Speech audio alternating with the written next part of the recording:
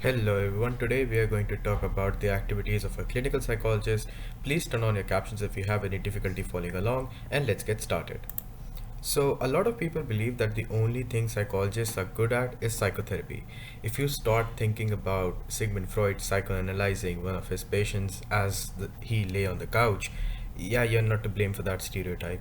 However, surprise, surprise, psychotherapy is not all that they do. In fact, they work in different professional settings, which we will talk about in our next video, and they assume different roles.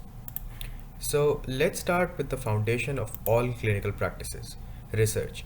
Clinical psychologists can be heavily involved in interdisciplinary or interdisciplinary research over topics such as viable therapeutic techniques, symptoms of a new mental illness, better investigative and diagnosis methods, and much more. A researcher may or may not be a faculty at an educational institute. He or she can also be paid by a company or funded by the government to carry out some research. A researcher may go to local, national, or international conference where they can present their findings to a wider audience and also submit the same to various journals.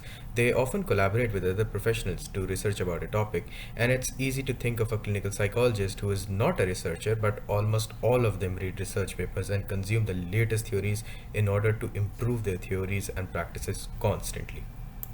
Now, assessment basically means the application of psychological tests and the inferences that follow the same. It can be applied to individuals, a group, or an organization.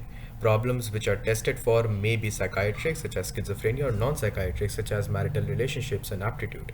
Clinical psychologists turn into the residents of 221B Baker Street while they are finding an answer to the question of what is wrong.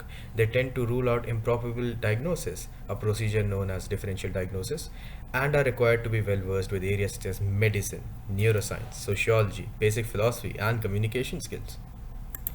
Treatment is the most stereotypical and challenging activity for any clinical psychology. When you hear the word clinical psychologist, you're basically thinking about the treatment part of their activities.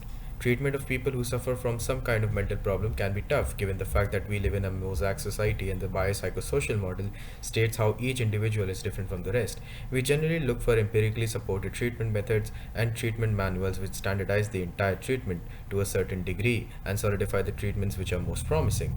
For example, cognitive and interpersonal psychotherapy for depression and bulimia works wonders as per empirical data, and so does exposure and response prevention therapy for OCD. However, there is big contention as to how much of the treatments can be empirically supported. Many psychologists actually use dreams and hypnosis to help their patients and claim to have success at the same. As you can see, the empirical models are safe but are not necessarily the only ones which are correct. If you're a clinical psychologist, you may be a full-time professor or a part-time adjunct professor.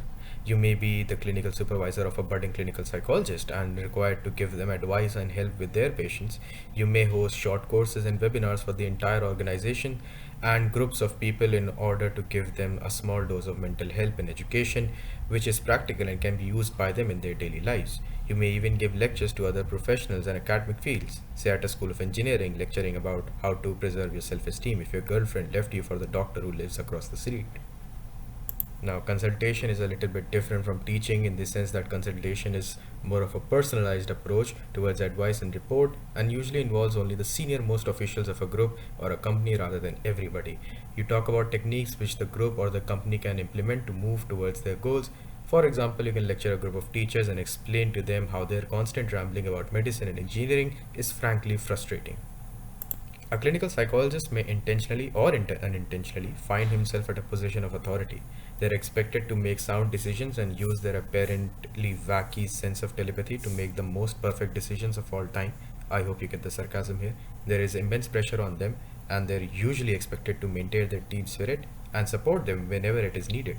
They can be the heads of departments, hospital units, and even universities altogether. Phew, that's all for this one, guys. I hope you enjoyed the video. Don't forget to like, subscribe, and comment on the video. See you next Monday.